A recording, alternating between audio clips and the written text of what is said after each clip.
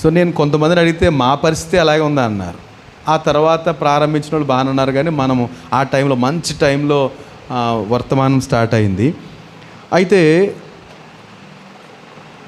మనం ఆ భాగాన్ని మరొకసారి చదవాలని కోరుతున్నాను. పరిశుద్ధ గ్రంథాల నుంచి మత్తయి సువార్త 5వ అధ్యాయము చివరి పేర మనము ధ్యానం చేద్దాము. Take your mic. Yes, thank you. నీ పొరుగువాన్ని ప్రేమించి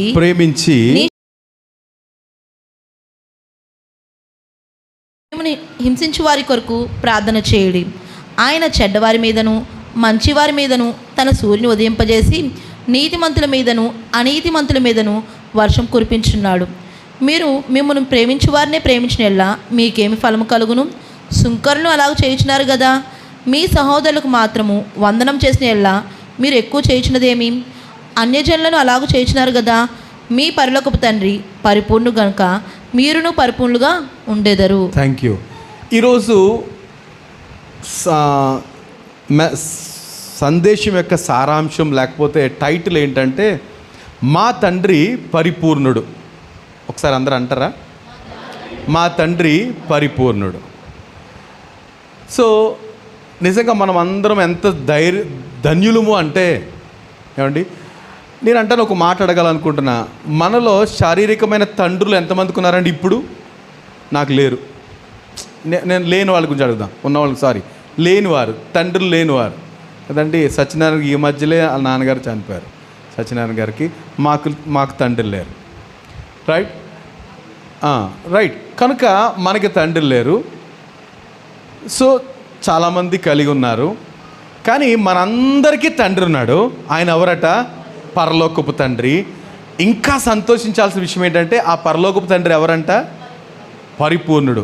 పరిపూర్ణుడు అంటానికి ఇంకొక మాట ఏముంటుందంటే యథార్థవంతుడు అనే మాటకి పరిపూర్ణుడు అనే మాటకి ఒకే మాట రాయబడింది. యథార్థవంతుడు, పరిపూర్ణుడు. దాన్ని ఇంగ్లీష్లో మనం ఏమనొచ్చు అంటే perfect. Our father in heaven is perfect. Perfect అంటే మరి మనం పర్ఫెక్టా? కాదు, కానీ మన తండ్రి మాత్రం పర్ఫెక్ట్. సో మనము మన తండ్రి సంబంధులము అవ్వాలి అంటే మనము కూడా పర్ఫెక్షన్లోనికి ప్రభు మనల్ని నడిపిస్తాడు. సో పరలోకపు తండ్రి పర్ఫెక్ట్. కనుక ఈరోజు టైటిల్ ఏంటంటే మా తండ్రి పరిపూర్ణుడు. మా తండ్రి పరిపూర్ణుడు అనే మాటను ధ్యానం చేయాలని. పరలోకమందున తండ్రి పరిపూర్ణుడు. ఆయన యథార్థవంతుడు. ఎందుకు ఈ మాట మనం ధ్యానం చేయాల్సి వస్తుందంటే ఆయన కార్యాలు పరిపూర్ణమైనవి కదండి. ఆయన క్రియలు పరిపూర్ణమైనవి. తర్వాత ఆయన న్యాయ విధులు పరిపూర్ణమైనవి. రైట్. ఆయన సృష్టి క్రమం చూస్తే అది పరిపూర్ణమైనది. దేన్ని కొంచెం చేసి కొంచెం విడిచిపెట్టేసి అని అనుకోలేదు. చూడండి, మనం అనుకున్నాం ఇక్కడ ఆరాధన జరిపించాలనుకున్నాం. ఇక్కడికి వచ్చాక చాలామంది మేము ఎన్నోసార్లు 4 ఖర్చు అయ్యా ఏంటది? మన పనులు ఇలాగే ఉంటాయి. ఇక్కడ ఆదివారం ఆరాధన జరుగుద్దని మనకి అనుకున్నాము. ఏమీ సిద్ధపడలేదు. ఈ పైప్ సరిపోద్దలేదు చూసుకోలేదు, ఇదేంటో చూసుకోలేదు, ఏం చూసుకోలేదు. వచ్చేసాం అందరూ ఆలస్యంగా. మా మట్టుకు మేము కూడా 8 గంటలకు వచ్చేసాం. మేము కూడా 8 గంటలకే ఇంకొక 10 నిమిషాలు లేట్ అయ్యింది. రైట్. అదే చూసి సరిపోలేదు. అది మీ తప్పు కాదు, నిన్న నుంచి చూసుకోవాల్సిన నేను అంటున్నాను. మీరు ఈ రోజు గురించి ఓకే, మీ సిద్ధపాట్లు మీరు చేశారు, దేవుని మహిమ. రైట్. కానీ మనము పరిపూర్ణం కాదు. ఏ విషయం చూసినా అలాగే ఉంటుందండి. మనం చేసే పనులు ఎక్కడో దిక్కునా ఉంటాయి, అసంపూర్ణంగానే ఉంటాయి. కానీ ప్రభు చేసిన పని మాత్రం ఈజ్ పర్ఫెక్ట్. ఏ పని చేసినా ఆయన పర్ఫెక్టే. ఏమంటే అంత అద్భుతంగా దేవుడి సృష్టి అంతటిని కలుగు చేశాడు. ఏమండి, నేను ఒక మాట యోబు గ్రంథా నుంచి యాక్చువల్గా చాలా మాటలు చదవాలని ఆశపడుతూ నేను సిద్ధపడ్డాను. కానీ చూద్దాం. 38వ అధ్యాయంలో యోబు గ్రంథం 38వ అధ్యాయము నేను త్వరగా కొన్ని మాటలు చదవడానికి ప్రయత్నం చేస్తాను. ఎందుకంటే దేవుడే యోబుతో మాట్లాడుతున్నాడు. యోబుతో మాత్రం మాట్లాడటం కాకుండా అంతకుముందు తన స్నేహితుడు ఏదో అడిగితే అప్పుడు దేవుడు చెప్తున్నాడు, ఇదిగో తను ఏదో అంటున్నాడు, ఒకసారి వినవయ్యా, నేను చెప్పే వివరణ విను అంటూ యోబు చెప్తున్న మాటలు త్వరగా నేను చదువుతున్నాను. చూడండి, 38వ అధ్యాయంలో 2వ వచనం. జ్ఞానము లేని మాటలు చెప్పి ఆలోచన చెరుపుచున్న వీడెవడు? కొంచెం ఓపికగా ఈ మాటలు చూస్తూ వినండి. త్వరగా కొన్ని మాటలు, ఎక్కువ మాటలే చదువుతాను నేను. ఎందుకనంటే దేవుడు పరిపూర్ణుడు. ఏంటంట, నేను భూమికి పునాదులు వేసినప్పుడు నువ్వెక్కడున్నావు? ఏమండి, వివేకం కలిగి ఉంటే చెప్పవయ్యా. నీకు తెలిసిన ఎడల దాని పరిమాణము నియమించిన వాడు ఎవడో చెప్తావా? దాని మీద పరిమాణపు కొల వేసిన వాడు ఎవడో చెప్తావా? దాని స్తంభంలో పాదులు దేనితో కట్టబడినో చెప్పగలవా? ఉదయ నక్షత్రములు ఏకంగా కూడి పాడినప్పుడు దేవదూతలందరూ ఆనందించి జయధ్వనులు చేసినప్పుడు దాని మూలరాతిని వేసినవాడు ఎవడు? ఏంటంటే భూమికి వేసినప్పుడు, భూమిని కన్స్ట్రక్ట్ చేయాలనుకున్నప్పుడు ప్రభు దేవదూతలందరూ ఏం చేశారట? సంతోషించారట, జయధ్వనులు చేశారట, ఆయన కృప నిరంతరముడిని అరిచారట. అప్పుడు దేవుడు ఏం చేశారట? దాని భూమికి పునాదులు వేశారట. ఇంత ఆడంబరంగా చేసినప్పుడు నువ్వు ఉన్నావా? మీరు ఎవరు ఉన్నారండి? దేవుడు భక్తుని అడుగుతున్నాడు, నువ్వు ఉన్నావా? ఏం మాట్లాడుతున్నావు అన్నట్టుగా. ఇంకా చూడండి, 8 కూడా, సముద్రమును దాని గర్భము నుండి పొర్లి రాగా తలుపుల చేత దాన్ని మూసిన వాడెవడు? ఏంటంటే సముద్రం వచ్చేస్తుంటే తలుపులేసి మూసిన వాడెవడు? నేను మేఘమును దానికి వస్త్రముగాను గాఢాంధకారము దానికి పొత్తి గుడ్డగాను వేసినప్పుడు నువ్వు ఉన్నవా? దానికి సరిహద్దు నియమించి దానికి అడ్డగడిలను తలుపులను పెట్టించినప్పుడు నీవు ఇంతవరకే కానీ మరి దగ్గరకు రాకూడదని, ఇక్కడనే నీ తరంగంలో పొంగు అనపబడునని నేను చెప్పినప్పుడు నీవున్నావా? ఎవరి గురించి? సముద్రంతో చెప్పాడట, నువ్వు ఇక్కడి నుంచి రాకూడదు, అంతవరకే ఉండాలి, ఎంత పొంగినా నువ్వు అక్కడి వరకు ఉండాలి అని చెప్పినప్పుడు నువ్వు ఉన్నావా? దేవుని కార్యాలు ఎలాంటివి అంట? సంపూర్ణమైన. సముద్రం చేశాను, ఈలోపు కొంచెం హడావిడి అయ్యింది, నీలోపు మర్చిపోయాను అంటే ఏమవుతుంది? వెనకాల సముద్రం మనకు కూడా వచ్చేసాను. కానీ ప్రభు దానికి హద్దులు నియమించి రావద్దు అని చెప్పాడట. ఆయన కార్యాలు ఎంత అందమైన కార్యాలు. తర్వాత అరుణోదయమును భూమి దిగంతముల వరకు వ్యాపించినట్లును అది దుష్టులను తనలో నుండకుండగా దులిపివేయినట్లును నీవు ఎప్పుడైనా ఉదయమును కలుగు చేసితివా? అరుణోదయమునకు దాని స్థలమును తెలిపితివా? ఇంకా 16 దగ్గరికి వద్దాం. అన్ని మాటలు చదవచ్చు కానీ, సముద్రపు ఓటల్లోనికి నువ్వు జొచ్చితివా? మహాసముద్రము అడుగున నువ్వు సంచరించితివా? మరణ ద్వారములు నీకు తెలుపబడినవా? మరణాంధకార ద్వారములు నీవు చూచితివా? భూమి వైశాల్యం ఎంతో నువ్వు గ్రహించితివా? ఇంకా నీకేమైనా తెలిసిన ఎడలా చెప్పు. మళ్ళీ వెలుగును నివసించి చోటునకు నీవు పోవు మార్గమేది? చీకటి అను దాని ఉనికి పట్టు తెలుసా నీకు? దాని సరిహద్దులకు నీవు వెలుగును కనుగొందువా? కొనిపోదువా? దాని గృహమునకు నీవు త్రోవలను నీవు ఎరుగువా? ఇదంతయు నీకు తెలిసి ఉన్నది కదా. నీవు బహువృద్ధుడవు, ఇప్పటికీ నీవు అప్పటికి పుట్టి ఉంటివి. నీకు హిమము యొక్క నిధుల్లో నీ చొచ్చితివా? ఆపత్కాలము కొరకు యుద్ధము కొరకును, చూడండి మాట 23, ఆపత్కాలము కొరకును యుద్ధము కొరకును యుద్ధ దినము కొరకును నేను దాచించిన వడగండ్ల నిధులను నీవు చూచితివా? ఏంటంట? దేవుడు నిధులు దాచాడట. ఇప్పుడు పాకిస్తాన్ యుద్ధ వాతావరణం ఉంది. మనము హృదయపూర్వకంగా ఏ పని చేస్తున్నాము? సమాధానం కలగాలనే ప్రార్థన చేస్తున్నాం కదా. దేవుడు అంటాడు, ఇప్పుడు ప్రపంచంలో అన్ని దేశాలు కూడా యుద్ధం అంటూ వస్తే మా దగ్గర ఇంత సామాగ్రి ఉండాలి, అణుబాంబులు ఉండాలి, లేకపోతే ఈ మిజైల్స్ ఉండాలని వాళ్ళు తిండి లేకపోయినా యుద్ధ సామాగ్రిని సమకూర్చుకుంటున్నారు ప్రపంచ దేశాలు అన్నీ కూడా.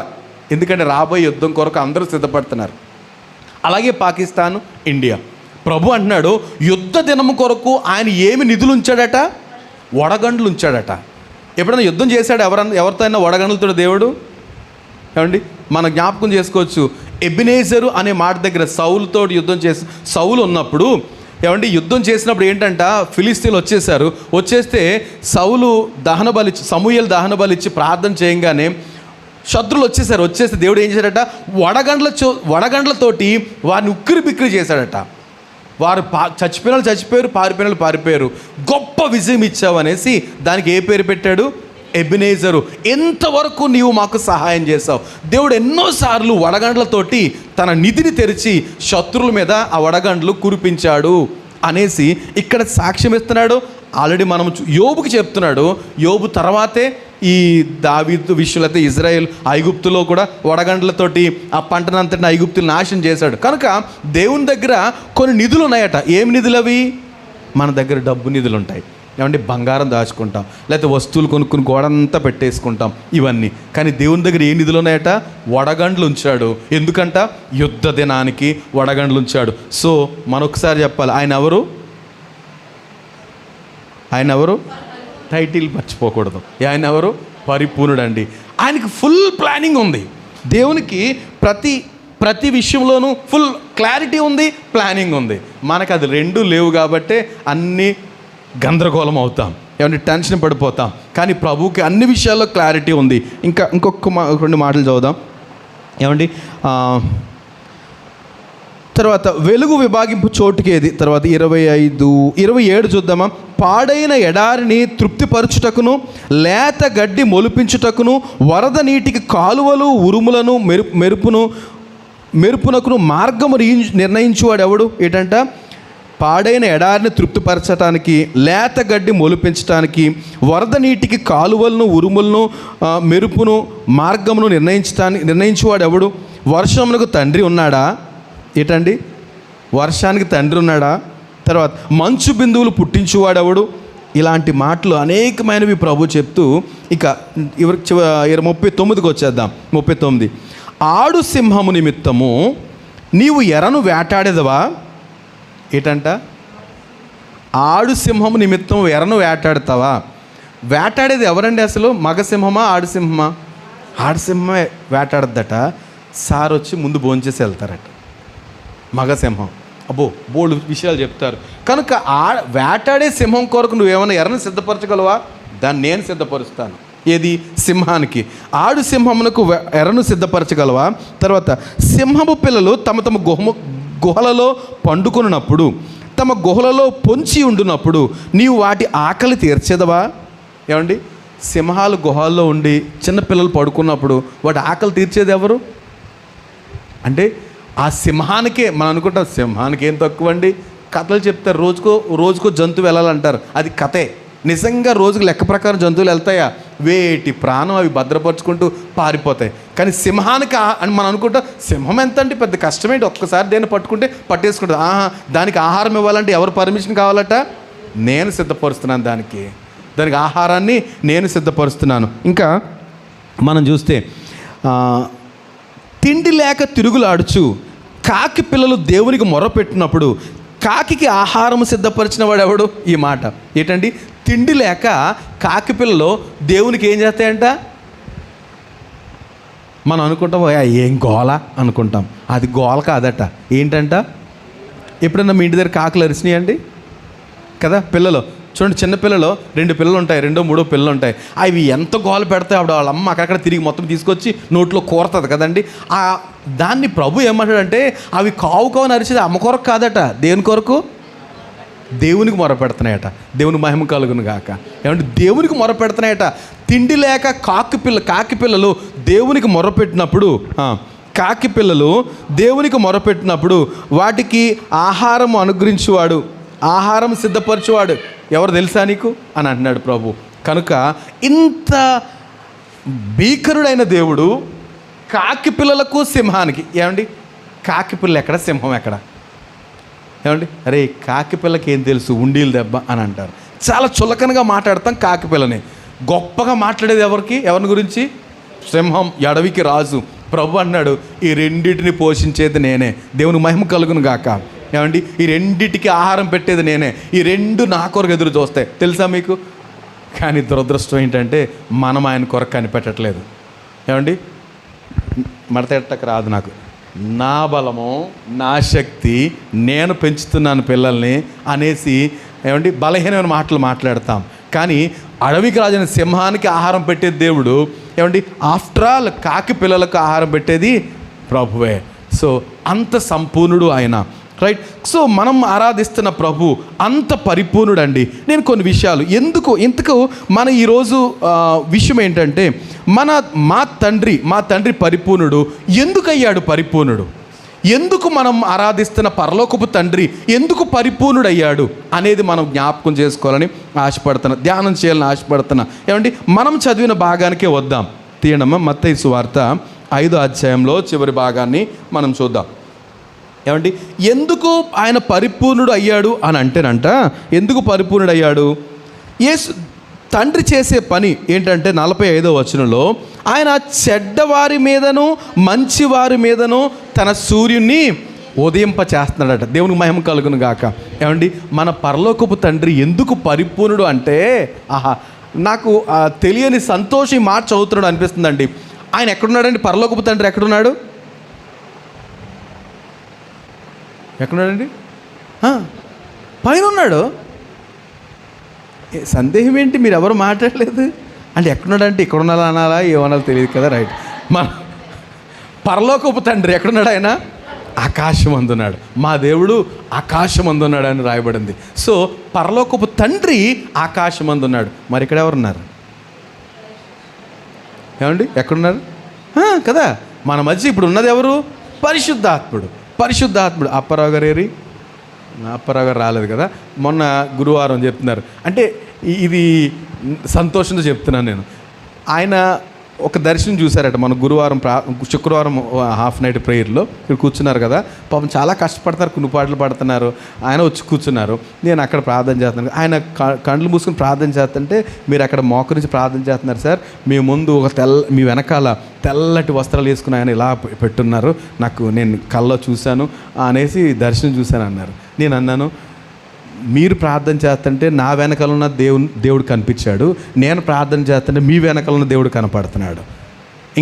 ఇంకా ఎక్కడ 2-3 ఆయన నామను ఏకీవిస్తారో అక్కడ మనం నమ్మం. ఆయన కలొచ్చి చెప్తే తప్ప నమ్మే పరిస్థితుల్లో మనం లేము. నిజంగా నమ్మమండి. వస్తాం అనుకుంటా ప్రార్థన చేసినప్పుడు, లేకపోతే ప్రభు అంటాడేంటి, కొంతమందికి ఎవరికో దర్శనం ఇవ్వచ్చు, ఇవ్వకపోవచ్చు. అర్థం చేసుకోండి, దర్శనం రావచ్చు, రాకపోవచ్చు. ఆయన మాట విషయంలో పక్కా. దేవునికి స్తోత్రం. ఏంటి ఆయన మాట? ఎక్కడ 2-3 ఆయన నామమును ఏకీవిస్తారో అక్కడ నేను ఉంటాను అంటే ఏమీ సందేహం లేదు. నా వెనకాల ప్రభు ఉన్నాడు, డౌట్ లేదు. మరి మీ వెనకాల ఉన్నాడు అన్నవారు దేవుని స్తోత్రం చెప్పండి. పక్కా ఉన్నాడండి. దేవునికి మహిమ. నేను ఆ రాత్రి ఇంటికి వెళ్ళి నేను రాత్రి ప్రార్థన ఆలోచిస్తే అది వాస్తవం. ఆయన చెప్పాలి, చెప్పకపోవచ్చు, ఆయనకి రావచ్చు, రాకపోవచ్చు. ఏమండి, అది మాత్రం వాస్తవం. ఏది వాస్తవమో, మనందరి వెనకాల, మనందరి ప్రక్కన, కుడి ప్రక్కన ఆయన మనకు తోడుగా నీడగా ఉన్నాడు. సంవత్సరం ఆరంభంలోనే మనం చదివిన ధ్యానం చేసిన మాటలు యథాలాపంగా ధ్యానం చేసేసాం, కానీ ఆయన మొత్తం ఆవరించున్నాడండి. ఆయన మొత్తం ఆవరించున్నాడు. మనం ధైర్యం తెచ్చుకోవాలి. నాకు అనిపించింది, అయ్యా నిజంగానే చాలాసార్లు మర్చిపోతున్నాం. మనం ఏం చేస్తున్నామంటే వాక్యం అలవాటు అయిపోయింది, మర్చిపోతున్నాం. ఆ అనుభూతిని మనం పొందితే ఒక రకంగా ఉంటుందండి. ఆలోచించండి, ప్రభు నీ పక్కనే ఉన్నాడు అనేది ఎవరని చెప్పి, ఇప్పుడు నేను ప్రార్థన చేతను కండ్లు మూసుకుని, అమ్మ దీనా నీ కుడి ప్రక్కన ఉన్నాడు, రిని నీకు ఎడం పక్కన ఉన్నాడు ప్రభు. ఎవరు, ఏం పేరు మర్చిపోతున్నాను, అవి ఎప్పుడో కానీ కనపట్లేదు కదా. సబిత దేవుడు నీకు ముందుండి నీ వైపు తిరుగున్నాడు అని నేను చెప్పాను అనుకోండి, అప్పుడు మీకు ఏమని, ప్రభువా నా ముందున్నావా, నేను గమనించలేకపోయాను అని. వాస్తవం ఏంటి? మనల్ని ఆవరించున్నాడండి. నిశ్చయంగా మనందరి మనందరి మధ్యన ఉన్నాడు ఆయన. దీని అంత సర్వలోకమైన మహిమతో నిండి ఉందంటే ఈ ప్రదేశం అంతా దేవుడు తన సన్నిధితోటి నింపేశాడు. ఎవరో చెప్తే తప్ప మనం ధైర్యం తెచ్చుకోలేకపోతున్నాం. ఈ స్థితి నుంచి మనం ఏం చేయాలంట? గట్టెక్కాలి. అదే మాట చెప్పాను ఆయనకి. రైట్ అండి, మీకేమో నా వెనకాల ఉన్న ప్రభు కనపడ్డాడు, నాకేమో మీ వెనకాల ఉన్న ప్రభు కనపడుతున్నాడు. నాకేం దర్శనం కలగలేదు, కానీ వాస్తవమే కదా నేను చెప్పింది. వాస్తవమే కదండి. ఆయన మన మధ్యన ఉన్నాడు కదా, మన ప్రక్కన ఉన్నాడు కదా. ఆయన నా కుడి ప్రక్కన నుండి నేను ధైర్యపరిచాను. ఇది వాస్తవం. కనుక ధైర్యం తెచ్చుకోవాలి. రైట్. సో ఇంత గొప్ప దేవుడు, పరమందున్న పరలోకపు తండ్రి, ఏమండి, పరలోకపు తండ్రి ఆయన అందరే చూస్తున్నాడు. ఇప్పుడు ప్రతి జీవి కోరిక ఇంకో దిక్కున ఉంటుంది కదా, ఆయన ప్రతి జీవి కోరికను మన్నిస్తున్నాడు, తృప్తిపరుస్తున్నాడు. ప్రతి దగ్గర, ప్రతిసారి ఎవరేమడిగితే వారికి అనుగ్రహిస్తున్నాడు. వారు నీతిమంతులని, అనీతిమంతులని చూడలే. దేవునికి మహిమ కలుగును గాక. ఏమండి ఇప్పుడు చదువుదాం. ఎందుకు పరలోకపు తండ్రి పరిశుద్ధుడయ్యాడు లేకపోతే పరిపూర్ణుడయ్యాడంటే ఆయన చెడ్డవారి మీదను మంచి వారి మీదను తన సూర్యుడిని ఉదయింపచేస్తున్నాడు. దేవుని మహిమ కలుగును గాక. ఏం చేస్తాడట? ఆయన చెడ్డవారి మీదను మంచి వారి మీదను తన సూర్యుడిని ఉదయింపచేస్తున్నాడు. ఆ మాట చదువుతుంటే నాకు అనిపించింది, తన సూర్యుని అనగానే ఎవరికైనా కోపం వస్తుందేమో. సూర్యుడు ఆయనోడా? ఏమండి ఆయనోడా? సర్వభూమి నాదే కదా అంటాడు ప్రభు. సర్వభూమి సమస్తము నా నోటి మాట ద్వారా నా చేతి పనులే అంటాడు ప్రభు. ఏమండి కనుక తన సూర్యుడిని ఉదయింపచేస్తున్నాడు. ఎవరి మీదకి? నీతిమంతుల మీద, చెడ్డవారి మీదను మంచివారి మీదను తన సూర్యుడిని ఉదయింపచేస్తున్నాడు. కనుక నాకు ఒక ఆలోచన, ఒకవేళ సూర్యుడు కనుక ఉదయించడం మానేస్తే, ఏమండి కొన్ని రోజులు సూర్యుడు ఉదయించలేదనుకోండి, ఏమవుతుందండి పరిస్థితి? సత్యనారాయణ గారు, సూర్యుడు ఉదయించలేదనుకోండి ఏమవుతుంది? నేను అంటాను, ఒక్క మాటలో చెప్పమంటారా? ఇల్లంతా కంపొచ్చేద్దండి కదా, ఒక్కోసారి ముసురేసేద్ది కదండి, బట్టలు ఉతుక్కోలేము, ఉతికిన బట్టలు ఆరవు, అంతా చెమ్మగా ఉంటుంది. ఎప్పుడైతే ఎండ పొలుపు అంటారు కదా, వచ్చినప్పుడు కిటికీలు ఓపెన్ చేయండి, అప్పుడు కొంచెం ఏమండి సూర్యుడు లేకపోతే గాలి కూడా దొరకదు, మనకి మంచి గాలి దొరకదండి.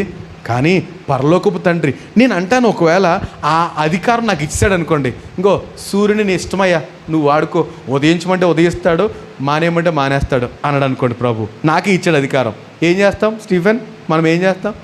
నేను అన్నాను, నాకు కుదరదయ్యా, నేను కొంచెం బిజీగా ఉంటాను, నీకు ఎలాగా మీ సార్ ఫంక్షన్ అయిపోయింది కదా నువ్వు చూసుకో అని నేను ఆయనకి ఇచ్చాను అనుకో, ఏం చేస్తాడు ఆయన? మా బావగారికి ఎక్కువ సూర్యుడు రావాలి. ఏమండి ఇంకొంతమందిని మనల్ని తిడుతున్నారు, వీళ్ళకి వద్దు అసలు. ఆయనే కాదు, నేనే కాదు, మనం అందరం ఏం చేస్తామండి? నాకు వాళ్ళ మొక్కలు కనిపించలేదు, ప్రాబ్లం అది, నాకు ఎదురుగుండగా పెట్టారు. ఏం చేస్తామండి?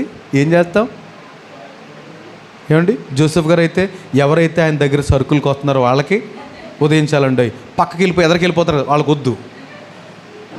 మనం ఎంత బలహీనమో ఏమండి. లేకపోతే ప్రార్థనకు వచ్చేవాళ్ళకే, ప్రార్థన రాని వాళ్ళకి లేదు. ఏంటి మళ్ళీ ఎంతో మంచోళ్ళు అనుకున్న వాళ్ళు అలా చేస్తాం కదా. కానీ పరలోకపు తండ్రి ఏం చేస్తాడట? తన సూర్యుడిని మంచివారి మీదను చెడ్డవారి మీదను అందరికీ సూర్యకాంతిని ప్రసరింపజేస్తున్నాడు. కనుక ఈ సూర్యకాంతి వల్ల ఏం జరుగుతున్నాయంట? పసిరి లేకపోతే పచ్చదనం, తద్వారా కాయలు, ఏమండి పండ్లు, ఆకుకూరలు, కాయగూరలు, ఏమండి కక్కలు కావాలన్నా జంతువులకు కూడా కావాలి కదా సూర్యరశ్మి. ఇవన్నీ ప్రభు మనకు సమృద్ధిగా అనుగ్రహిస్తున్నాడు. ఏమండి ఎంత మంచి దేవుడు! ఆ మంచి దేవుడు ఎవరంట? మీ పరలోకపు తండ్రి. దేవుని మహిమ కలుగును గాక. ఇంత మంచి దేవుడు మనకున్నాడండి. ఏమండి ఆయన చెడ్డవారి మీద మంచివారి మీద కూడా తన సూర్యుని ఉదయింపచేస్తున్నాడు. ఆయనకి ఏ భేదం లేదట. ఎందుకు ఏ భేదం లేదు? అందరూ ఆయన చేతి పనే. ఆయన కుడి చెయ్యి అంటాడు కదా దావీదు, అయ్యా నీ కుడి చెయ్యి తన నేర్పును మర్చిపోద్దా? నీ హస్తము చేసిన పనిని ఎలా మర్చిపోతావు అంటే ఎవరిని చేత్తో చేశాడు దేవుడు? మనుషుల్ని. కనుక దేవుడు మర్చిపోలేకపోతున్నాడు అండి. మనం ఆయన అంగీకరించవచ్చు, అంగీకరించకపోవచ్చు, అపారమైన కృపను కనపరుస్తున్నాడు. ఏమండి మనమే కనుక అట్లాంటి అధికారం మనకి ఇస్తాడు అనుకోండి, ఎవరైతే క్రైస్తవుల్ని ఇబ్బంది పెడుతున్నారో వాళ్ళందరినీ ఏం చేద్దాం? మరి ప్రభు ఎందుకు చేయట్లేదండి? అబ్బో ఆయనకి ఎంత ప్రేమో, ఈరోజు కాకపోతే రేపు కాకపోతే ఎప్పుడైనా వారు పరలోకం చేరాలి, నరకానికి పాత్రలు కాకూడదు, అది ఆయన తపన. అందుకే కదా ఏంటి యోనా గ్రంథాన్ని మనం చూస్తే అంటాడు ప్రభు, ఇగో యోనా నినివే పట్టణం వెళ్ళవయ్యా, యోనా నువ్వు చాలా కత్తిలాంటి ప్రవక్తవి, నువ్వు ఏం చెప్తే జరిగిపోద్ది, చాలా పవర్ఫుల్, నిన్నే పంపిస్తున్నాను, ఇంకెవరిని పంపించక ఇష్టం లేదు, నువ్వు వెళ్ళి, వాళ్ళు చాలా దుర్మార్గంగా ఉన్నారు కనుక ఏం చేయాలంట? భయంకరమైన అగ్ని గంతకాల చేత నాశనం చేస్తాడు దేవుడు అని చెప్పు అన్నాడు. చెప్తాను. అబ్బా ఎంత దుర్మార్గులు నాకు తెలియదా, నేను వెళ్ళను. కానీ నేను చెప్తే మళ్ళీ వాళ్ళ మారుమనసు పొందితే నువ్వేమో తగ్గిపోతావు, వాళ్ళు చేయకుండా ఉంటావు, కనుక నేను వెళ్ళను. దేవుడు ఏమైనా చేయగలుగుతాడు. ఏం చేస్తాడట? ఒక్కటి పీకి కదండి, ప్రవక్తనే ఏం చేస్తాడట? ఒక్కటి పీకి పద వెనక్కి వెళ్ళు, నువ్వు వెళ్ళవు నాకు తెలుసులే, కనుక చేపను మింగేసి వెనక్కి పంపించి అక్కడ కక్కిచ్చి అక్కడ తిరుగు, ఒక దినం ప్రయాణం అంత దూరం వెళ్ళి చెప్పు ఈ మాట చెప్పాడు. ఏం జరిగిందంట? ఆ 1,20,000 కంటే ఎక్కువ, అంతే కదా, 1,20,000 కంటే ఎక్కువ వాళ్ళని రక్షించిన తర్వాత యోనాకు నాకు తెలుసు ప్రభువా, నువ్వు ఎంత మంచోడివి కాదు, వారిని నాశనం చేస్తానని చెప్పి మళ్ళీ ఎందుకు రక్షించావు? నీకు అర్థం ఉందా? అసలు బుర్ర ఉందా?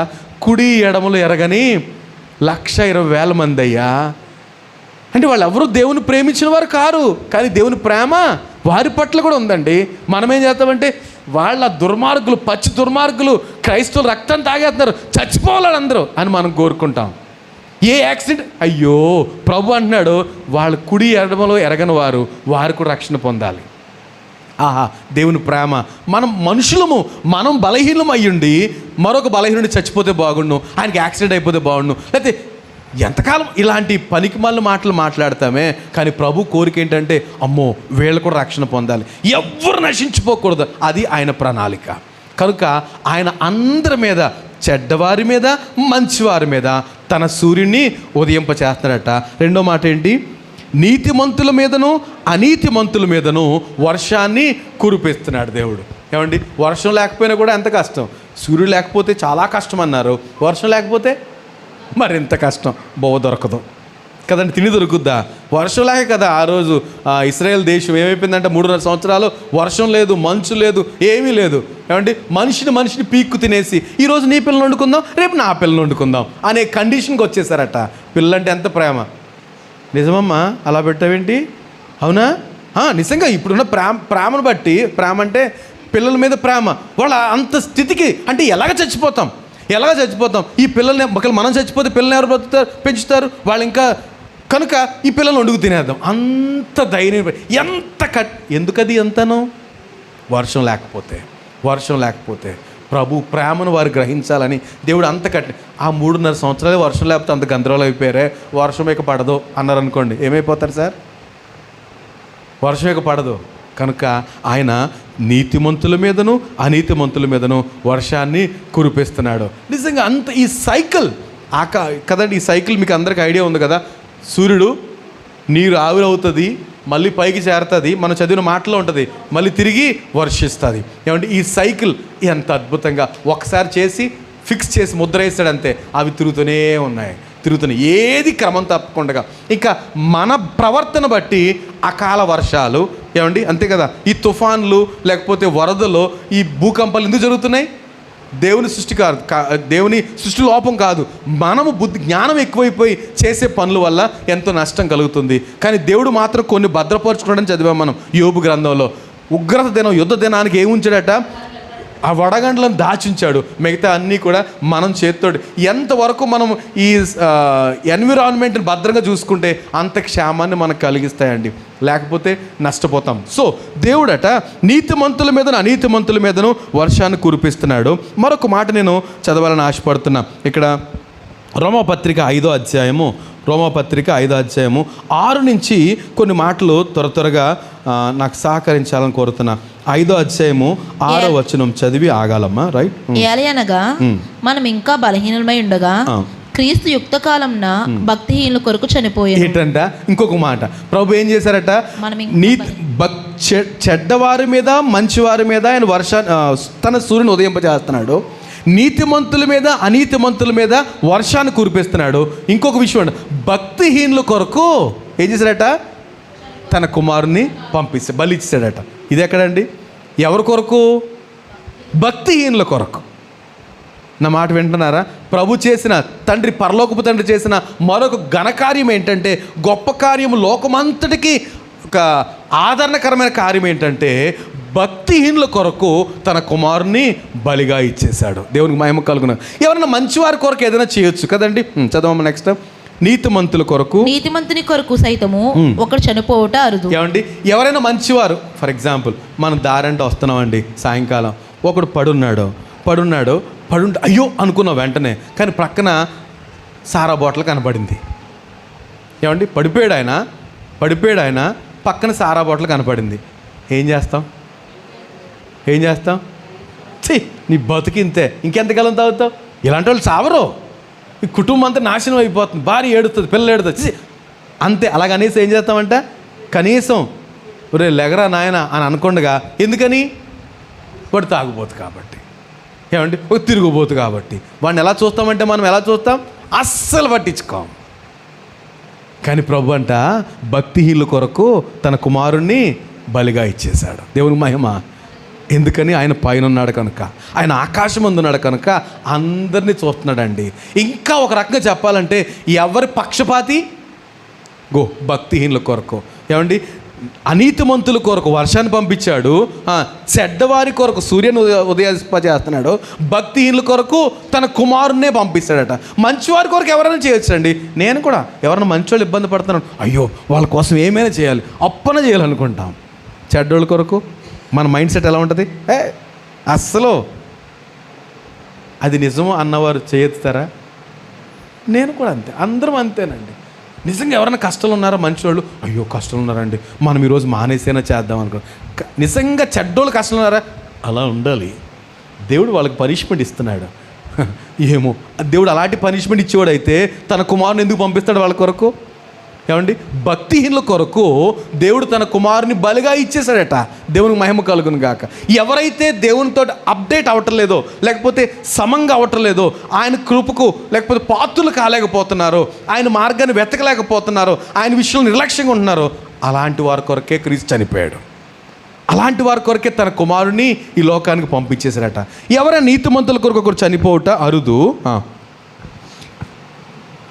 మంచివాని కొరకు ఎవడైనా ఒకవేళ చనిపోవ తెగింపవచ్చు. మంచి వాళ్ళకి కష్టం వచ్చింది అనుకోండి, ఏం చేస్తాం? మంచివాళ్ళు, చాలా మంచివాళ్ళు, పాప 2 కిడ్నీస్ పోయినాయి అన్నారు. మనకు తెలిసిన వాళ్ళు ఎవరో చాలా మంచివాళ్ళు, చక్కగా వాళ్ళ ప్రదేశాలు చర్చకి వెళ్తారు, ఎంతో నమ్మకం ఉంటారు, వాళ్ళకి పోయినాయి. అప్పుడు ఏం చేస్తారు? అయ్యో ఒక కిడ్నీ ఇస్తే బాగుండు, ఇవ్వలేం కానీ కనీసం అందరం కలిసి డొనేట్ చేసి ఒక కిడ్నీ. ఎవరి కొరకు? చెడ్డోళ్ళకి వస్తే ఏమండి, మన నైజం మారట్లే. కానీ ప్రభు మాత్రం పరలోకపు తండ్రి ఏం చేశాడట? చెడ్డవారి కొరకు ఆయన తన కుమారుని పంపిస్తాడండి. ఏమంటే నీతిమంతుల కొరకు ఎవరైనా చనిపోవడం ఇంకో మళ్ళీ చదవమ్మది. నీతిమంతుని కొరకు సైతము ఒక చనిపోవటం అరుదు. మంచివాని కొరకు ఎవడైనా ఒకవేళ చనిపోవ తెగించవచ్చు. అయితే దేవుడు మన ఎడల తన ప్రేమను వెల్లడిపరుచున్నాడు. ఎలాగంట? మనం ఇంకనూ పాపులమై ఉండగానే, మన కొరకు ఏమండి, క్రీస్తు చనిపోయింది ఎప్పుడు?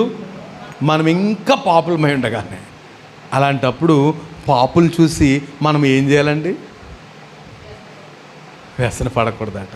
పాపులను చూసి నీ హృదయంలో మత్సర పడకూడదు, వ్యసన పడకూడదు, చిచ్చి అనకూడదు. ఎందుకని? మనం ఒకప్పుడు అదే స్థితి. నిలబడిన నేను, మీ అందరూ, మనం అందరము ఒప్పుకోవాల్సింది ఏంటంటే మన అందరి పరిస్థితి అదే. వ్యసన పడుతున్నాం. ఎందుకంటే నీతిమంతులం అయిపోయాం కదా. ఎలా అయ్యాం నీతిమంతులము? యోబు అంటాడు కదండి, బహుశా 21, స్త్రీ కనిన నరుణ్ణి కదా ఎలాగా నీతిమంతుడిగా ఊహించగలుగుతాం? ఎవరిని నమ్మొచ్చు? నరుడు దేవుని దృష్టికి ఎట్లు నీతిమంతుడు కాగలుగుతాడు? ఎవడన్నా అవుతాడండి? నరుడు అన్నవాడు దేవుని దృష్టి నీతిమంతుడు అవుతాడా? కానీ రోమపత్రిక చెప్తుంది నీతిమంతుడు అయ్యేది ఎలాగంటే క్రీస్తునందు విశ్వాసం ఉంచడం ద్వారా మనం ఏమయ్యాము?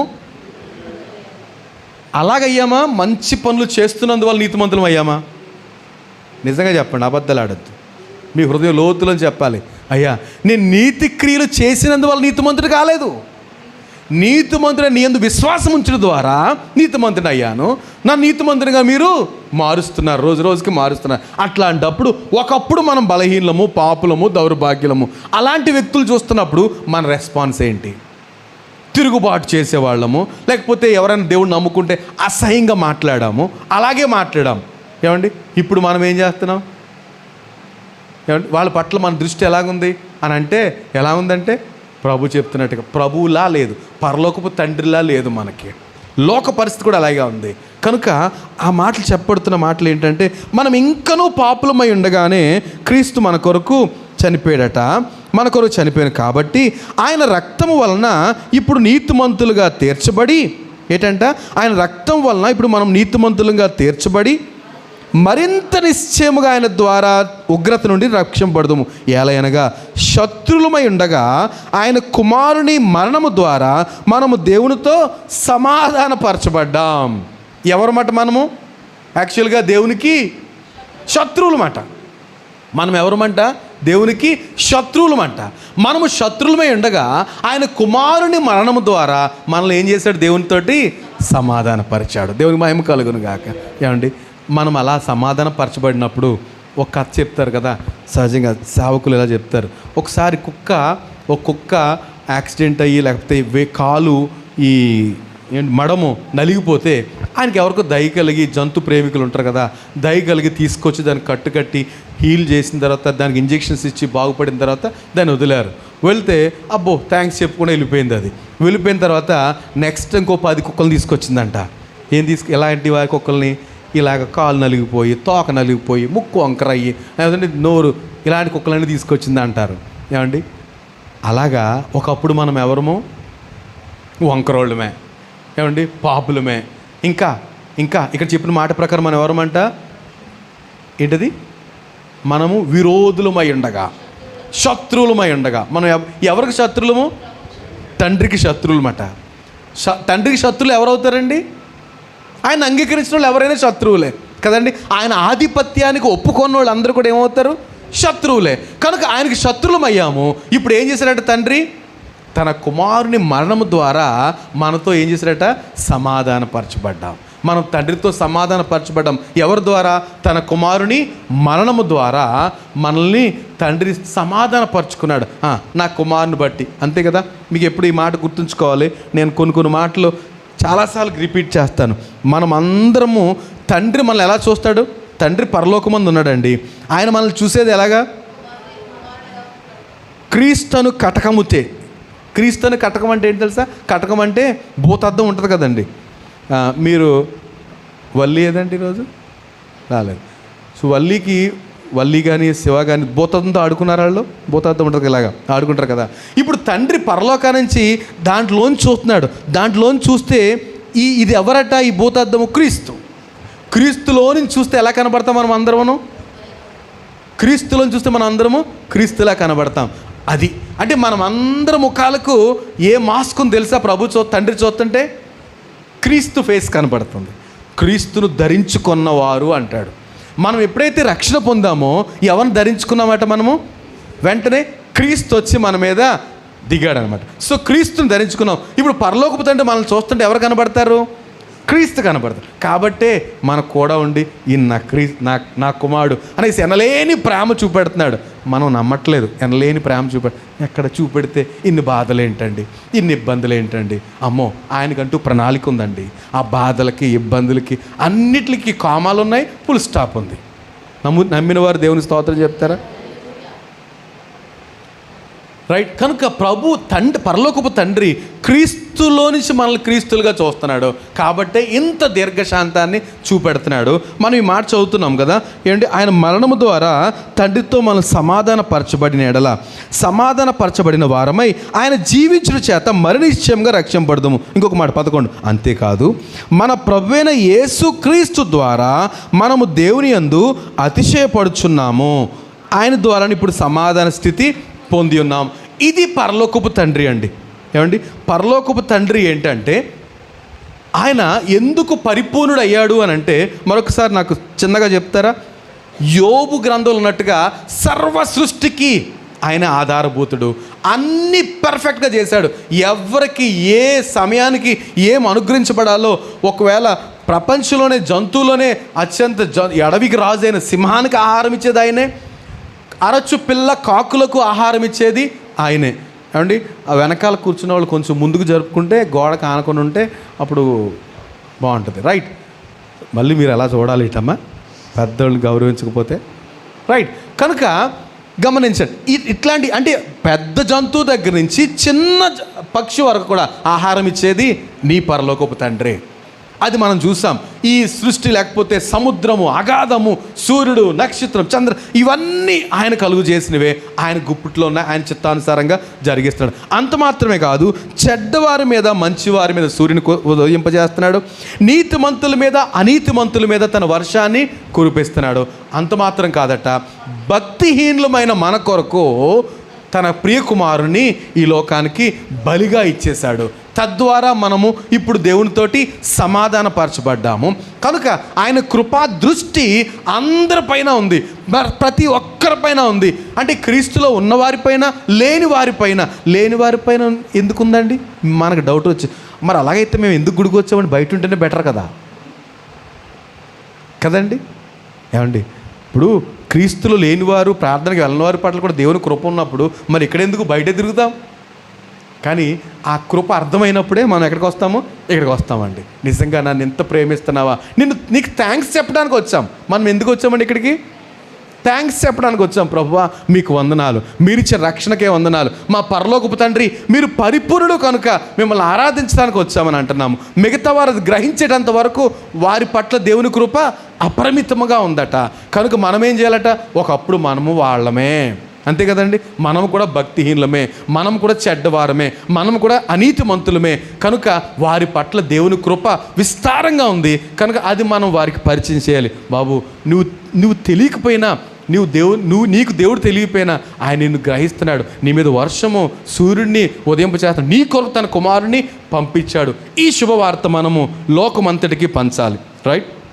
ఓకే, నేను అంటాను ఇంకా తండ్రి తన కుమారుని పక్షంగా ఏంటంట, తండ్రి తన కుమారుని బదులుగా, లేకపోతే మనకు బదులుగా ఎవరు అన్నారు కదండి, యేసుప్రభు చేసిన, అసలు దేవుడు అనగానే యేసుప్రభు చేసిన త్యాగాన్ని గురించి ఒక్క మాటలో చెప్పాలంటే ఏం చెప్పొచ్చు చెప్పండి? ఒక్క మాటలో చెప్పాలంటే ఏదో మాట్లాడారు ఎవరో, ఏం చెప్పొచ్చు? ఎక్స్చేంజ్. ఏం చేయొచ్చు అంట? ఎక్స్చేంజ్కి ఒక కరెక్ట్ ఎగ్జాంపుల్ నేను చాలాసార్లు చెప్పాను. ఏమండి, బరబ్బా. ఇప్పుడు యేసుప్రభు ఉన్నాడు, జైల్లో బరబ్బా ఉన్నాడు. ఆ జైల్లో బరబ్బా నరకపాత్రుడు, ఎంత దుర్మార్గ పనులు చేశాడో. వాడు చేసిన దుర్మార్గ పనులు మరి ఎవ్వరూ చేయలేదు. అంత బందిపోటు బరబ్బా అని వాడికి పేరు. ఇక్కడ ఈయన ఏమో పరిశుద్ధుడు, ఏ నిష్కల్మషుడు, ఏ దోషము లేనివాడు. కనుక పిలాతు అడుగుతున్నాడు, అరే మీ కొరకు ఎవరిని విడిపించమంటారు? ఆ బందిపోటు బరబ్బానా, ఈ నీతిమంతుడైన క్రీస్తునా? ఎవరు విడుదలకు యోగ్యులు? యాక్చువల్లీ యేసుక్రీస్తు. ఆయన నీతిమంతుడు కనుక ఈ పస్కా రోజున ఒక జైల్లో ఉన్న వాళ్ళని ఒకళ్ళు విడుదల చేయొచ్చు. కనుక ఈయన అనవసరంగా పట్టుకొచ్చారు. ఈయనలో ఎంత 6 కోట్లు తిప్పినా ఎక్కడ ఏ పాపం దొరకలేదు. కనుక ఈయన విడిచిపెట్టేద్దాం. ఒకవేళ అదే కన్ఫర్మ్ చేసి, ఏమండి, యేసుప్రభుని విడిచిపెట్టడానికి, బరబ్బాని సిలువేయడానికి తీర్మానం జరిగిందనుకోండి, ప్రజలు ఏం మీకులా ఇప్పుడులాగా మౌనంగా ఉన్నారనుకోండి, యేసుప్రభు ఏం చేసి ఉండేవారు చెప్పండి? నా పాయింట్ అర్థమైందా? ఒక పక్కన బరబ్బా, ఒక పక్కన యేసుక్రీస్తు. పిలాతు అడుగుతున్నాడు సింహాసనం మీద కూర్చుని, ఆయన థ్రోన్ మీద అత్యధికమైన సింహాసనం కూర్చుని, ఎవరిని విడిపించమంటారు? యేసుప్రభునా, బరబ్బానా? వీడు ఎంతోమంది పొట్టలు కోసేశాడు, ఎంతో దుర్మార్గుడు, పచ్చి రక్తం తాగినోడు బరబ్బా.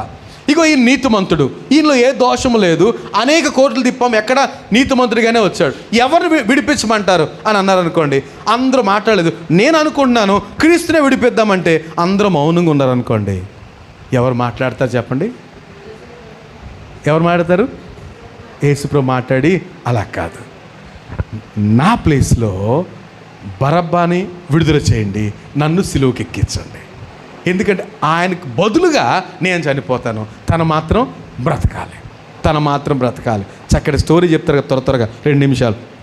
బరబ్బాని విడుదల చేశారట, యేసుప్రభుని సిలువకు తీసుకెళ్ళిపోయారట. ఏమంటే చాలాసార్లు చెప్పాను కనుక ఇంతగా సిలువ తీసుకెళ్ళిపోయి అక్కడ సిలువ వేసేస్తుంటే బరబ్బా పరిగెత్తుకుని వెళ్ళాడు.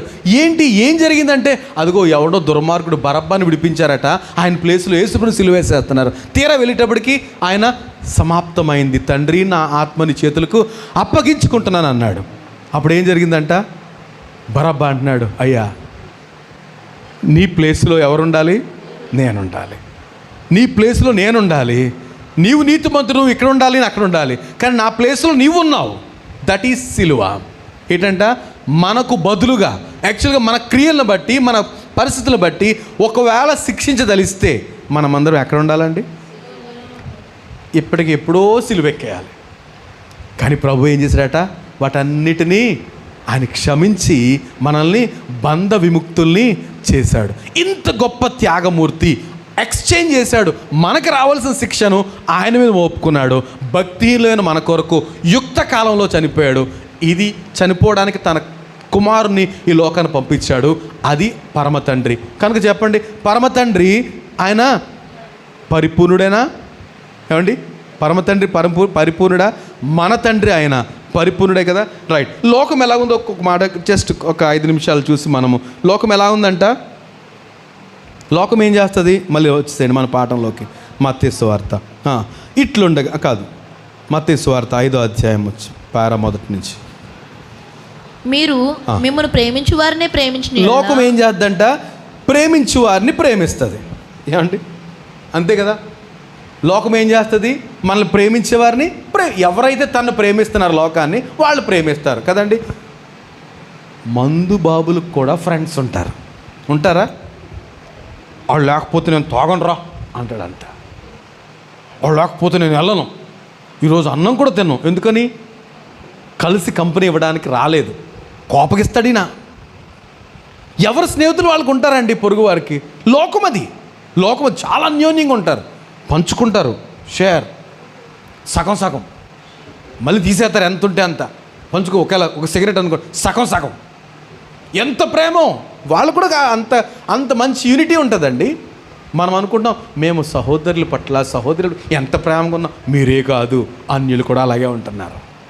ఏమండి, బాబులు కూడా అలాగే ఉంటున్నారు. చదువుదామా ఆ మాట, చదువుదాం తల్లి.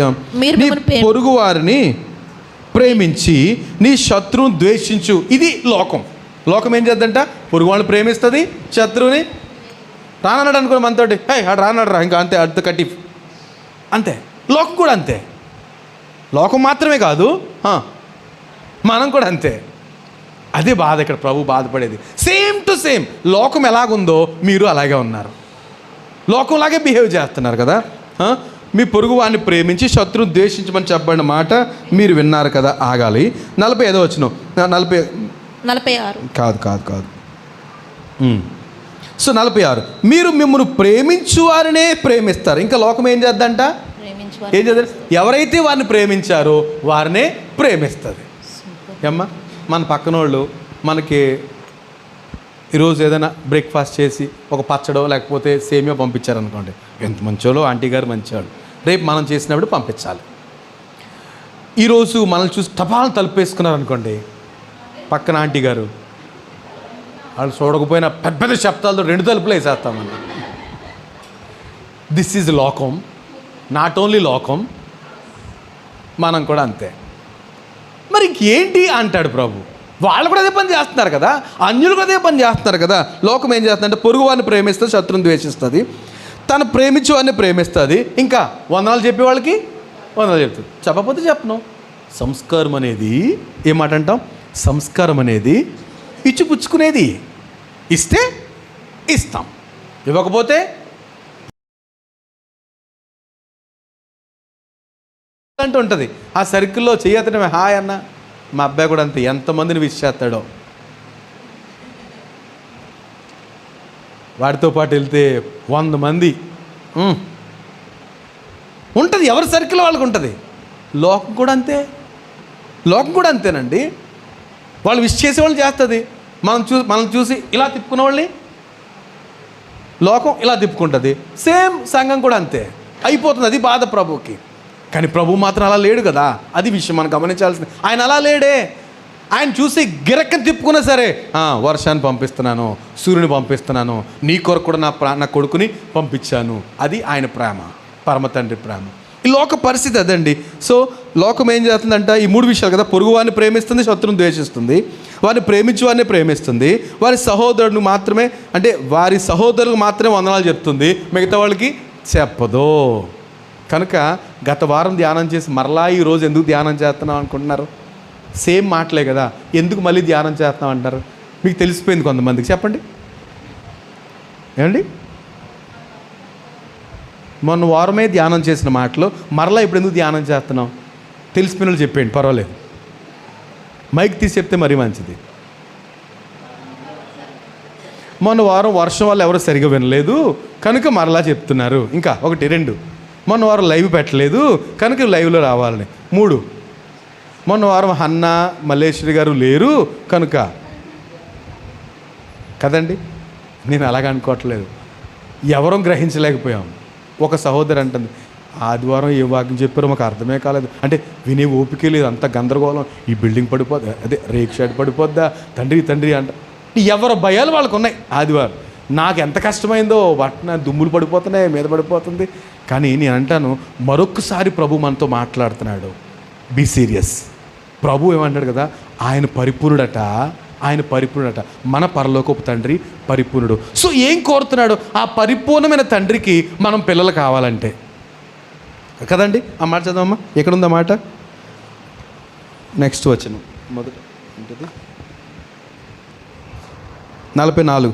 నేను మీతో చెప్పినది ఏమనగా, మీ పరలోకమందున్న మీ తండ్రికి కుమారులై ఉండునట్లు. ఏమండి, మనము దేవునికి పిల్లలం అయిపోవాలంటే ఏమండి, అంత గొప్ప దేవుడు మనకు తండ్రి, రైట్? ఆయన పరిపూర్ణుడు, పెర్ఫెక్ట్, యథార్థవంతుడు. ఇవన్నీ దానికి ఉపయోగించే మాటలే. మన పరలోకపు తండ్రి పరిపూర్ణుడు అంటే పర్ఫెక్ట్, ఆయన యథార్థవంతుడు. ఆ యథార్థవంతునికి పిల్లలం అయిపోవాలంటే రెండు బాధ్యతలు మనకు అప్పగించాడండి. నిజంగా ఆ మాటలు చదువుతుంటే అంత కష్టమేమో అనిపిస్తుంది. ఏంటంటే ఏం చేయాలంట? మనం ఎవరిని ప్రేమించాలట అంటే, మన సహోదరులు వద్దన్నా ప్రేమిస్తాము, ఏమండి, మన ఇరుగు పొరుగు వారిని వద్దన్నా ప్రేమిస్తాము, కానీ శత్రువుని ప్రేమించడం అనేది బాగా తక్కువ ఉంది మనకి. శత్రువులు అంటే మనకు డైరెక్ట్ శత్రువులు కావక్కర్లేదండి. క్రైస్తవులకు శత్రువులు, క్రీస్తుకు శత్రువులు, వీళ్ళందరినీ ఏం చేయాలట మనం? అది అంటే ఇప్పుడు మనం సదరు మన ప్రధానమంత్రి గారిని ఏం చేయాలి అంటే, కొంతమంది డైరెక్ట్గా అంటున్నారు, వీళ్ళు ఎలా చేస్తున్నారు అలా చేస్తున్నారు. మనం ఏం చేయాలంట? వారిని ప్రేమించాలి.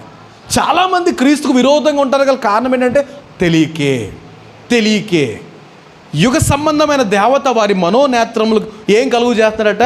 గురుడితనం కలుగు చేస్తున్నారు. అర్థం కావటం లేదు. కనుక మనం వారిని ఏం చేయాలంట? మీ శత్రువుల్ని ప్రేమించండి. రెండు మాటలు ఏంటంటే, మీ శత్రువులు ప్రేమించాలి, ఎవరైతే మిమ్మల్ని హింసిస్తున్నారో వారి కొరకు. ఇది అండి ప్రభు ఇచ్చిన, ఆయన పిల్లలు అవ్వాలంటే ప్రభు మనకి ఇస్తున్న రెండు విషయాలు. శత్రువులు ప్రేమించాలి, మనం హింసిస్తున్న వారి కొరకు ఏం చేయాలంట? ఎలా ప్రార్థన చేస్తాం? ఏమండి, ఎలా ప్రార్థన చేస్తాం? ప్రభువా, వాడు సంగతి చూసుకో తండ్రి, ఎంత ఇబ్బంది పెడుతున్నాడో, చర్చికి వెళ్ళటానికి అడ్డంగా పెడుతున్నాడు. అది ఇంట్లో వాళ్ళు అయితే బయట వాళ్ళది ఎవరైతే ఏమండి సవ్యంగా జరగనివ్వట్లేదు, ఎన్ని శ్రమలో ఏంటో, వాళ్ళ సంగతి చూసుకో. Keep N I on them. ఒక కన్ను వాళ్ళ మీద పెట్టు ప్రభు. ఒక్క కన్ను కనుక నువ్వు పెట్టావో ప్రభువా, వాడు మసి అయిపోతాడు. ఈ ప్రార్థనలు జరుగుతున్నాయి ఆల్రెడీ. ఆయన ఆ ప్రార్థన కాదనేది. మనకు ఎగ్జాంపుల్ ఎవరు? యేసు ప్రభు. స్టెఫెను ఫస్ట్, యేసు ప్రభు తర్వాత స్టెఫెను. ఏం చేశారంట? తండ్రి, ఆయన మొదటి మాట, వీరు ఏం చేస్తున్నారు, వీళ్ళకి అర్థం కావట్లేదు, వీరిని ప్రార్థన. స్టెఫెన్ అన్నాడు, అయ్యా ఈ నేరం వారి మీద మోపకండి అయ్యా, వారికి తెలియట్లేదు తండ్రి. ఆహా, ఏం ప్రార్థన అండి! అది మనం చేయగలిగిన ప్రార్థన. ఏమండి, గ్రహం స్టైన్స్ వ్యాన్లో పెట్టి కాల్ చేస్తే తల్లి ఏమంటుందండి? తన భార్య పిల్లల తల్లి ఏమంటుంది? మరి వారిని క్షమించాలి, లేకపోతే వాళ్ళందరికీ ఉరిశిక్ష చేసేద్దరు. బహుశా వాళ్ళ పేర్లు మర్చిపోయారు. కానీ వాళ్ళకి ఏం చేశారట? యావజ్జీవ కారాగార శిక్ష అయింది. వాళ్ళు ఉరిశిక్ష వేయలే. కారణం కేవలం ఆ తల్లి ఇచ్చిన భరోసా. వారిని క్షమిస్తున్నాను, నేను క్షమిస్తున్నాను, నా భర్తను చంపేసి నా పిల్లలిద్దరిని చంపేశాను, నేను క్షమిస్తున్నాను, మీరు కూడా క్షమించి వాళ్ళకి ప్రాణభిక్ష పెట్టండి, వాళ్ళని గురి తీసేయద్దు. క్షమించారు, యావజ్జీవం చేశారండి. వాళ్ళకి బహుశా వచ్చేసి బయటికి వాళ్ళు రక్షణ పొందారు ఆ జైల్లో ఉండి. వారు ఏమండి, క్రీస్తు ప్రేమ లోకంలో ఎవ్వరు ఎట్లాంటి ప్రేమ చూపించలేదండి. మీరు అనుకున్న ఎంత గొప్పోళ్ళు, మహానుభావులు ఎవరైనా సరే ఈ ప్రేమ ఎవ్వరూ చూపించలేదు. అది యేసు ప్రభువు మాత్రమే సాధ్యమైంది. కనుక అంటాడు, మీరు పరలోకపు, నేను ఆయన కుమారుని. ఎవరిని? నేను కాదు, యేసు ప్రభు అంటాడు, నేను నా పరలోకపు తండ్రి ఆయన చిత్తం నెరవేర్చడానికి వచ్చాను. ఎగ్జాక్ట్గా ప్రభు ఏం చెప్పాడు, తండ్రి ఏం చెప్పాడు, అదే కుమారుడు చేశాడు. ఈరోజు మనతో అంటున్నాడు, మీరు కూడా మీ శత్రువులు ప్రేమించి మిమ్మల్ని హింసిస్తున్న వారి కొరకు ప్రార్థన చేయగలిగితే ఏమైపోతామట? మనం పరలోకపు తండ్రికి బిడ్డలం అయిపోతాం. ఆటోమేటిక్గా నేను పరిపూర్ణుడు కనుక మీరు, మీ పరలోకపు తండ్రి పరిపూర్ణుడు కనుక మీరును పరిపూర్ణులుగా ఉంటారు. ఇప్పుడు అర్థమైందా? ఏమండి, ఎందుకు పరలోకపు తండ్రి పరిపూర్ణుడయ్యాడు అంటే, ఓకే ఈ సృష్టి అంతా ఒక ఎత్తు, అది సృష్టికర్త కాబట్టి ప్రక్కన పెట్టేద్దాం, అది అక్కర్లే, అది ఆయన తప్ప ఎవరూ చేయలేదు, ఇట్స్ ఓకే. తర్వాత చేసిన పని ఏంటంట, నీతిమంతుల మీద అనీతిమంతుల మీద, మంచివారి మీద చెడ్డవారి మీద, ఇంకా భక్తిహీనుల కొరకు ఏమండి ఆ సూర్యుడిని చంద్రుని తన కుమారుని బలిగా ఇచ్చేశాడు. ఇందుకు ఆయన ఏమయ్యాడట, పరిపూర్ణుడయ్యాడు.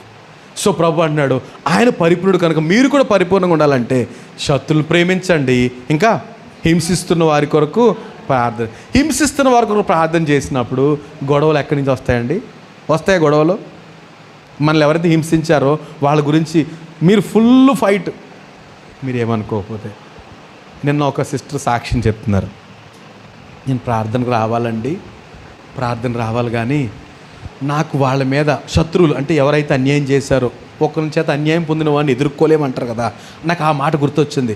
అన్యాయంగా తన ఆస్తి తీసేసుకున్నారు కనుక ఆవిడ రాత్రి ఈ శుక్రవారం ప్రార్థనకు ముందు లోపల చిన్నప్పటి నుంచి ఉన్న కోపం అంతా బయట పెట్టేసి తిట్టి పడేసిందంట ఆ పలానా వ్యక్తిని. బండ బూతులు చిన్నప్పటి నుంచి కడుపులో ఉన్నాయి అన్నీ కూడా మా నాయనమ్మ తిట్టింది, ఇవన్నీ బండగా తిట్టేశానండి. అప్పుడు నాకు మనసు తేలికపడింది, కానీ ప్రార్థనకు మాత్రం రాలేకపోయానండి. ఇన్ని బూతులు తిట్టి నేను ప్రార్థనకి వెళ్ళొచ్చా అని రాలేకపోయానండి. అర్థమైందా ఏమండి? అందుకు నాకు అనిపించింది, ప్రార్థనకి వెళ్ళి వాళ్ళు తిట్టకూడదు కదమ్మా, మరి అందుకేనండి రాలేదు నేను ప్రార్థనకి. ముందే చెప్పేసింది, అందుకే రాలేదండి. నాకు ఎంతో ఆశ ఉంది, కానీ ఇన్ని మాటలు మాట్లాడిన తర్వాత తీరక్క తిట్టేశానండి. కానీ ఇప్పుడు ప్రార్థన రావడానికి ధైర్యం సరిపోలేదండి కదండి. నేను ఇంకో మాట చెప్పే అవకాశం ఇవ్వలేదు, నాకు బొండం ఇచ్చి పంపించేశారు. ఏమండి, తిట్టడం ఎవరు చేయాలి? మనం చేయకూడదు, దేవునికి అప్పగించాలి. ప్రభు ఏమంటాడు, శత్రువుల్ని ప్రేమించాలి, మిమ్మల్ని హింసిస్తున్న వారిని ప్రార్థించాలి. ఇంకెక్కడ తిట్లు? వాయి పూర్తిగా ఏం చేయాలంట, మోషన్ ట్యాబ్లెట్ వేసుకుని ఏది రావడానికి వదలగొట్టేసుకోవాలి. కడుపులో ఉంటాయి అవన్నీ కదా, ఉంటాయి కడుపులోను. మీ కడుపులోంచి బూతులు ఇవన్నీ లోపల ఉంటాయట, వాటిని వదలగొట్టేసుకోవాలి. ఎంత గుద్దినా ముఖం మీద కొట్టినా రాకూడదు, ఏం రావాలి?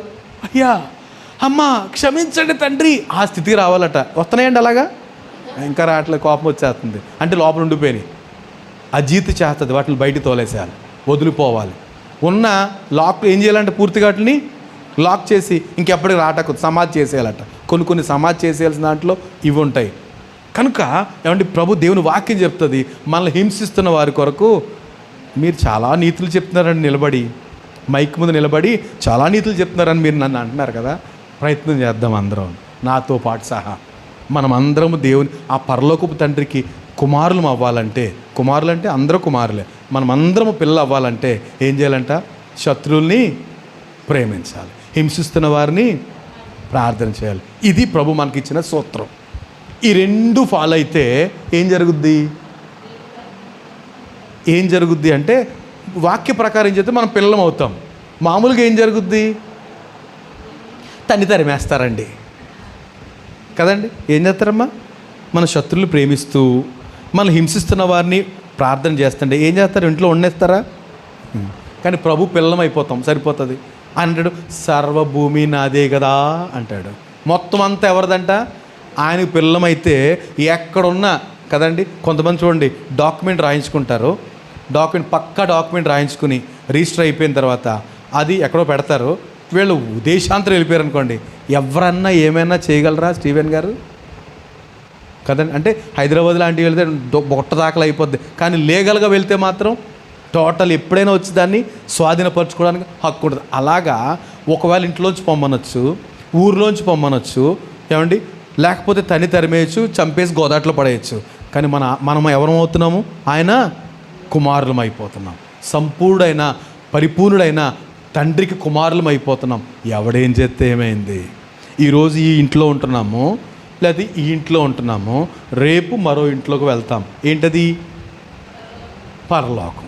ఇల్లే మారుతాం, అడ్రస్ మారుతా అన్నారు కదా ఎవరైనా. గొప్ప సేవకులు, నాకు గుర్తురాదు, అందరికి ఒకేసారి మరిపొచ్చేస్తుందా, తప్పు కదా. అమెరికన్ కాదు, గొప్ప సేవకుడు, ప్రపంచంలో గొప్ప బిల్లీ గ్రాహం గారు, బిల్లీ గ్రాహం గారు అన్నది. రేపు ఒక రోజున మీకు న్యూస్ వినపడుతుంది, బిల్లీ గ్రాహం గారు ఇక్కడ లేరు అంటే ఈ ఇల్లు ఖాళీ చేసేసారు. ఇల్లు ఖాళీ చేసిన వాళ్ళు ఏం చేస్తారమ్మా? ఇంకొక ఇంట్లోకి వెళ్తారు. కానీ నా అడ్రస్సే మారుతుంది, నేనేం అయిపోను. అలాగా ఒకవేళ శత్రువులు మనం ప్రేమించి ఏమండి మనకి హింసించే వారి కొరకు ప్రార్థన చేసినప్పుడు ఇల్లు ఖాళీ చేయించేస్తారేమో. అది ఏ ఇల్లు అయినా కావచ్చు, ఒకటే ఈక్వల్ మనకి. ఇప్పుడు ఉంటున్న నివాసమైనా కావచ్చు, ఈ నివాసమైనా కావచ్చు. ఏ నివాసం ఖాళీ చేసినా ఇల్లు మారతామంతే, మరి ఏమీ అయిపోము. వినుటకు చెవులు కలిగిన వారు విందురుగాక. దేవునికి స్తోత్రం. ఏమండి, హింసించే వారి కొరకు మనం ఏం చేయాలట? ప్రార్థించాలి. మనకి శత్రులైన వారి కొరకు ఏం చేయాలంటే శత్రువుల్ని ప్రేమించాలి. అప్పుడు ఏమవుతాడో మనం పరలోకపు తండ్రికి పిల్లలం అవుతాము. ఆయన పరిపూర్ణుడు, మనము కూడా పరిపూర్ణులుగా ఉంటాం. దేవుడి మాటలు దీవించును గాక. ఆమేన్. ప్రార్థన చేద్దామా? ఎస్, మనం త్వరగా ముగించాలి. ఇప్పటికే క్లోజ్ చేయాలనుకున్నా.